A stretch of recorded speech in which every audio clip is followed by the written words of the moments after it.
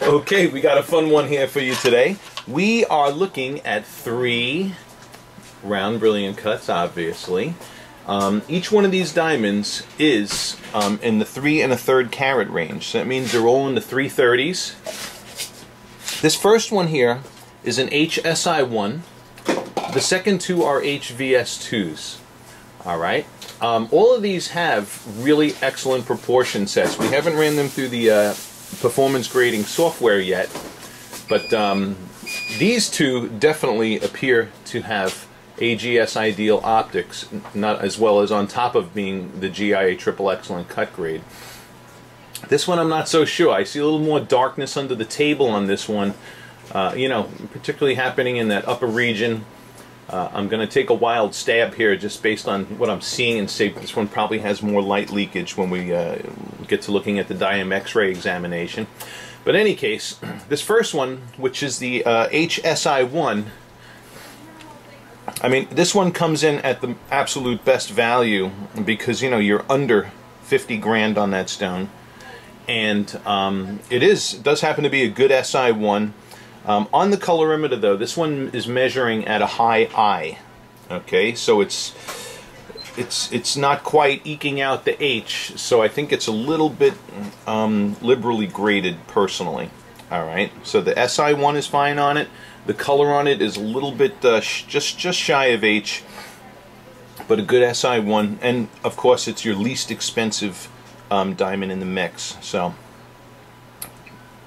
that's the positive about that, is your price factor. Okay. Second one, HVS2. This diamond measures as a solid H. By the way, as I'm looking at the 2 diamonds here, I can see the color difference. All right. So this one on a colorimeter measures a straight up H, a good solid H. It's also a really excellently graded VS2. So this is it's a good conservatively graded diamond, and I'm really liking the brightness and contrast pattern I'm seeing here because it looks identical to our signature hearts and arrows. All right. In fact, I could tell you at this point, there's no visible difference between this and our signature hearts and arrows.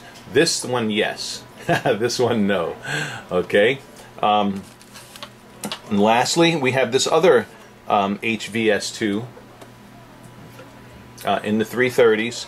But this one here, I'm going to tell you, it's also a conservatively graded VS2. When you look at the photo micrographs, we're going to publish the photo micrographs of both of these.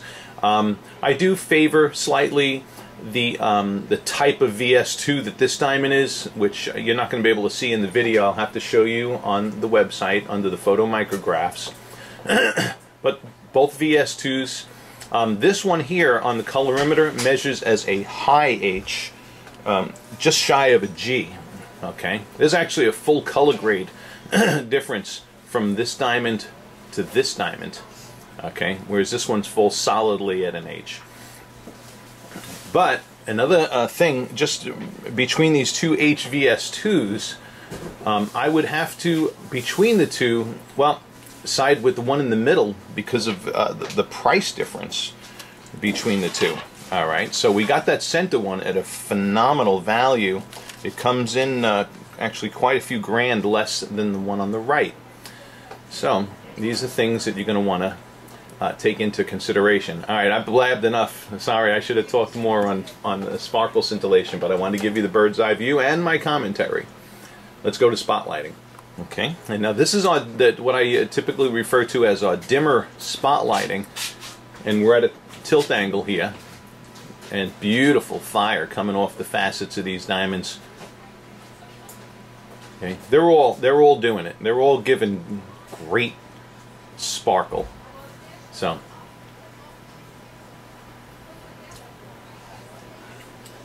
even that one on the left. Yep. Okay, now we're going to go into stronger spotlighting as well. Okay, and last but not least, wow. So you can see these guys are lighting up like Christmas trees.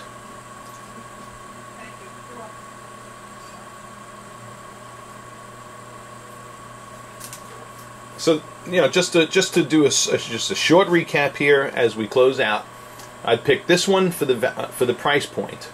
Okay, and we're keeping in the 40G zone. Between these two HVS2s, it's really a toss-up. But even though this one does get the higher color rating on our colorimeter testing, it's not a visible, distinguishable difference between the two in color. All right.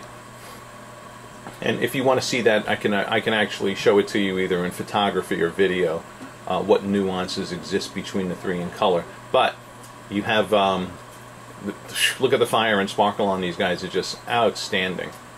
Okay. So this one, though, even though this one does have, look at the fire and sparkle on that, is phenomenal as well.